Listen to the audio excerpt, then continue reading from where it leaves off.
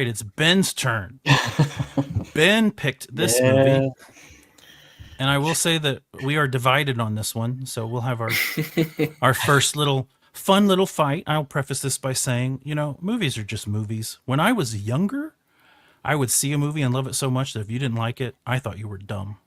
And I didn't like you. I told one girl when I was in college, I thought she was subhuman because she didn't like Contact,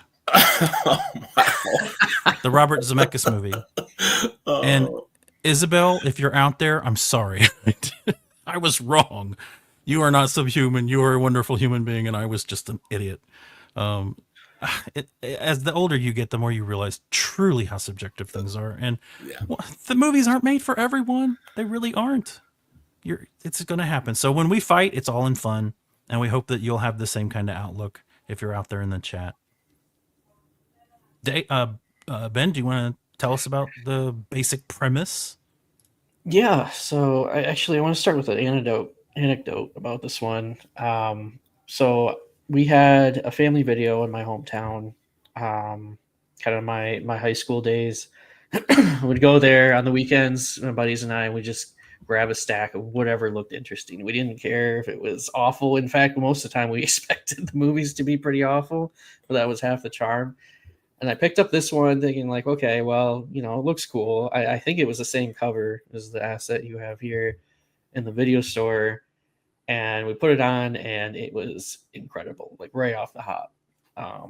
It was really cool because Kevin McKidd, who kind of plays the main character in this one, he actually does a lot of voice acting in video games. In particular, even though you guys probably don't play video games, you probably heard of Call of Duty. Heard of it. But yeah, when Call of Duty started doing more cinematic stuff with their stories, his character was one of the big ones in there. So I was already thrown like, oh my god, it's Soap. So that's the character's name. It's Soap, and he's in this Scottish infantry team, and they are in the wilderness of the Scottish Highlands, and they're on a training exercise. They're cold. They're pissed off because they're missing the footy. They call it, the soccer game. And they're on this training exercise against the SAS, or Special Forces. And, well, as the night progresses, things fall apart. Giant dead cow falls in their campsite. And they find out it's been mauled by werewolves. And shortly, they're besieged by the werewolves, and they end up in a cottage, and it kind of turns into a siege film at that point. Mm-hmm. And kind of like Night of the Living Dead, right down to we got to get to this truck and later on light it on fire kind of thing. I thought it was a combination of Night of the Living Dead and Aliens because of all the militaristic stuff. Yeah, but one of the things that's just really exceptional about this film are the werewolves. They look so good. And it was funny because this film's kind of notorious for not having a very good transfer, and it can be kind of hard to see. It's dark. But I watched the Second Sight 4K recently, and those werewolves hold up even with the brighter picture and clearer picture and things like that. So, I mean, I think outside of, Scott, my feeling on werewolf films, The Howling is... Yeah, we like them. We both agree on that. Yeah, like I think The Howling is the apex of werewolf effects. Well, you're wrong about that, but go on. And this is right up there with it, in my opinion. So this is fun, action film with some great creature effects and some really like disturbing gore scenes, actually. And this is the same director as the Descent as well. Yeah, this was his debut. He definitely feature. does the creatures justice and makes them scary and makes it like you genuinely fear for the characters falling into their hands. So. Yeah, I think that they, the movie only takes place in a very limited area, right? So they didn't, budget-wise, they didn't have to do a whole lot, and you could tell that they put all their budget in the werewolves because the werewolves look amazing. Yeah. The acting too, like I just like I was watching it with my wife, who is Indian, and she was completely lost with all of the slaying. Like I get a little bit lost. It gets muddled for me too sometimes. And it was funny because there's one where there's like, oh, this is this is totally bone or something. And I'm like, what the hell is bone? And they actually explain that one, but it's just like you just go out, and then they have this exchange where I'm just laughing because they're just going back and forth about how pissed off they are. They're missing the football game. Yeah, you mentioned that this is set in Great Britain, right? It's set in the Scottish Highlands. Yeah, Highlands. Yeah, I like to imagine that this movie and 28 Days Later exist in the same universe, and it's these poor British soldiers, and it's just like one fucking thing after another, you know?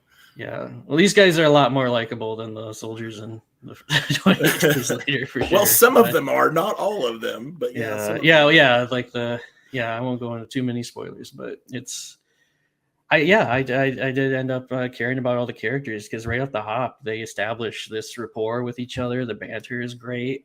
There was this moment that was really standout moment right early on where they're camping for the night, and the squad leader is telling the story about how he was in the Gulf War and how a guy got a tattoo saying, Satan was going to save his skin.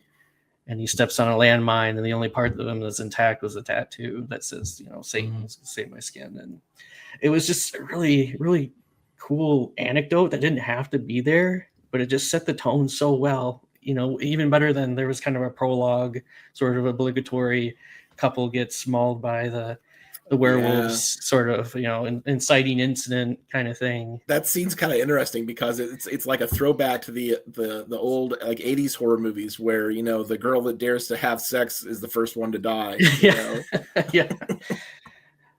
Well, it also kind of does a little bit of a Chekhov's gun with the silver knife that barely comes in till the very end. Yeah. But it does eventually. But yeah, I was even wondering, is that silver? Surely it is. It's the only thing that makes sense. Yeah. I don't hate this movie, but I don't like it either. I'm really kind of in the middle on it. You said you watched the 4K and that it looked good. I've only seen a DVD, and I really don't like the way this movie looks. And I don't like the way it's framed. Almost the entire movie's in medium close-ups. There are very few wide shots. It's ugly in execution to me in a weird way. And I don't know if it was just shot. It has a weird shot on BBC video kind of look. Whatever. I don't care for the aesthetics of it. That alone wouldn't be enough for me to not like a movie, though. The werewolf effects, I don't think they're as great as you guys do. Really? Well, I don't think they're You're allowed to be wrong, I guess. I am. I think it works, but I don't. When you're talking about special effects, I don't think they move. I mean, it's just a guy with a hat on that's shaped like a werewolf, and they're running around, and they use really fast editing to like make it look good, and it does look good by and large. It does, but it's still just a guy in a suit, and there's so much jerky editing and the handheld photography. This is one of the most handheld shot movies I've ever seen, and I don't like handheld. The score is really low in the mix, but really loud in actual performance. So it's like, yeah, it gives the impression that like the movie hates its own score. It's a very like post-90s European action score for sure. Like I wouldn't say that's especially like a standout part of the film. I think if I had to underline, it's going to be the werewolves and the characters I really like. I didn't hate the characters, but I didn't love them either. I was on the fence about them too, and that's probably why I'm ultimately on the fence, because the monsters are okay. If I loved the characters, I'd probably like the movie more, but I just thought they were all right. I thought the guy from Game of Thrones was the best actor. Liam Cunningham, I think is his name, maybe. And the others were just like all right. I thought it seemed like a direct-to-video movie. Like if this was a direct-to-video movie in 1992, it would be awesome. But instead it's a theatrical movie in 2002, and I get why it has a cult following. It just didn't quite... It's just not one that I need in my library. It's not one of my favorites. But I'm glad people love it. I'm glad there's a werewolf movie that doesn't suck. Because most of them do. Most of them do, yeah. Most modern, post-80s werewolf movies suck pretty hard. I did Google this one, and if Google can be trusted, and goodness knows it can't, so take this with a grain of salt. It said Jason Statham was originally cast in Kevin McKidd's role, Really? Oh, but he had to drop out at the last minute to do something else. I'm really glad that Kevin McKidd was in the role. He's Yeah, I also think so too, noteworthy actually. for Rome series that HBO had there a while back. I also have to say that all these guys look the same. They all have the same clothing on. They all have the same like hat on. So like they're all talking. They all have thick Scottish accents, and I'm like, who is who? I don't know. They're just You know, they're. It's like those clones from the Star Wars Clone Wars, like talking to each other. Like they're all You the know same how- person. you know how it is with British people; they all look alike to me. Well, these ones did for the most part. Once they took their hats off, I could tell more of a difference. I don't know. I didn't see the directorial flair that I later saw in The Descent in this movie. Like if I didn't know they were directed by Neill Marshall, both of them, I would never have guessed it. Because to me, The Descent is so much better done. It's so much more elegant and paced better. I don't know. We got to start somewhere though, I guess. And there's this the jump between Dog Soldiers and The Descent to me is like a huge jump. I think The Descent's one of the best horror films of the last quarter century, easily. Yeah. I mean, I feel like, especially the scene where, they go out to the barn and they see, like, because they say, well, that's kind of where they're holding out someplace warm. And then they find one of their comrades that's like being eaten alive, basically, when they're in the barn. I feel like that was on par with the creepiness of That was a nice Descent. moment. Yeah. That was. So, But I there were moments, but I didn't feel like he led into them well. I don't know. I just didn't think it was very elegantly done. It felt like a movie that had been taken over by someone else in post production, and like it was kind of edited hastily or something. I don't know. What score would you give this film, Ben? I would give it an 8. Ben goes with an 8. Now, in my book, an 8 is I recommend this to most people. Absolutely. Yeah. I do not recommend it to most people. I actually, if you're male, I think you'll probably like this movie. I think it's what most guys want in a movie. So I don't hate it, but I'm in the middle of.